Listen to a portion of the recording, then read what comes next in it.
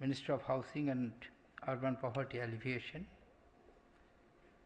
Sri Naveen Raheja, President, National Real Estate Development Council, Sri Sunil Mantri, Vice President, National Real Estate Development Council, Brigadier Raghuraj Singh, Director General, National Real Estate Development Council, ladies and gentlemen. It gives me great pleasure to be here amidst you this morning for the 11th National Convention of National Real Estate Development Council. This meeting is indeed important as it will debate strategies and roadmaps for sustainable housing for the masses of our country who are facing acute shortage of this basic necessity. The pressure on housing sector can be expected to chart the northern vector in the coming decades, with the urbanization in the country growing at a fast pace.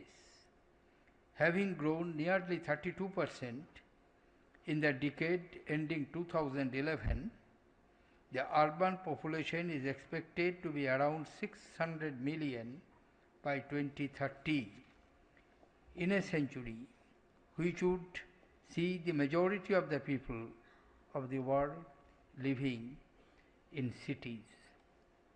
The urbanization in the developing world is virtually unstoppable, particularly in India, which is one of the fastest growing economies in the world.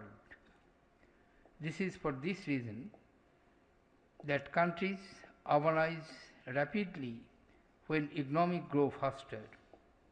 It is attributable to factors such as industrial and service sectors concentrating in and around the urban areas due to better access to material inputs, larger concentrations of consumers, better networking opportunities spawned by knowledge sharing, skilled manpower, and globalization. All these factors would induce larger migration of people to the cities in search of new avenues of employment. With densification of economic activities in urban areas, these centers would increase in importance as focal points or hubs of economic growth. Consequently, the share of the contribution of the urban areas to India's GDP is expected to reach 75 to 80% by the middle of the century. Therefore, managing the challenges associated with this phenomenon is not only important for the economic prosperity of the nation, but also from the social perspective. To manage and erode the benefits of the urbanization, it is imperative that we provide the basic urban infrastructure such as housing, roads, water, electricity, sewage, sanitation, transportation, education and healthcare in these city regions.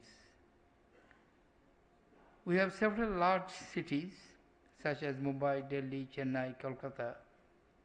Neglect of such concentrations can result in urban chaos, leading to deceleration in the economic growth and law and order problems. We therefore need to lay emphasis on urban governance, planning and financing. It would also be necessary to explore the possibility of developing secondary cities and towns by encouraging private investments, with the government playing a support role to provide infrastructural facilities to divert part of the migration from the larger concentrations. Government has taken several measures to address the challenges in urban sector. Jawaharlal Nehru National Urban Renewal Mission, launched by Government of India in 2005 to undertake urban infrastructure development and provision of the basic services to urban poor is one amongst them. This has yielded some dividend, but more needs to be done to achieve synergy in partnership schemes with the private sector using PPP models. Government schemes alone cannot address the problems. Private sector, which would also benefit from the managed urban centers, have an important role to play in this direction. The less affluent economic groups face the brunt of the housing shortage. On the basis of the 2011 census, a technical group set up by the Ministry of Housing and Urban Poverty Alleviation has estimated that the total shortage in housing is 18.78 million in 2012, and of these 95% is the economically weaker sections and low income group categories. This has led to approximately 25% of the urban population living in slums and squatter settlements. The government is seized of this reality and has launched the Rajiv Awas Yojana in 2009 to provide houses to slum dwellers with title certifications. Mortgage Guarantee Fund and interest subsidy schemes have been launched to safeguard the interest of the bankers and help beneficiaries. This is a major and significant step that has been taken by the government to resolve the housing problem of the urban poor. But as I have just emphasized, the private sector would have to take more initiative to find sustainable solutions.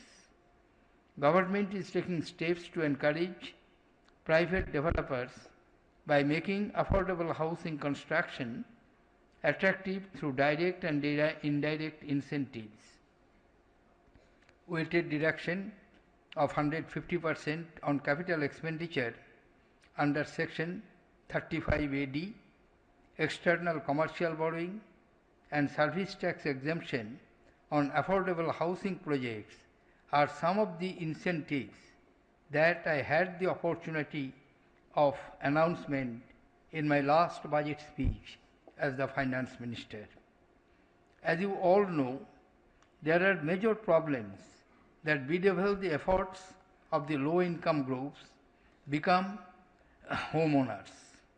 Significant among them is the difficulty in extending credit to this segment of the population through the banking channels. While high-income group and middle-income group segments have been able to reap the benefits of the low-rate mortgage loans and deductions available under the Income Tax Act, and home loan disbursement has gone up many-fold, the economic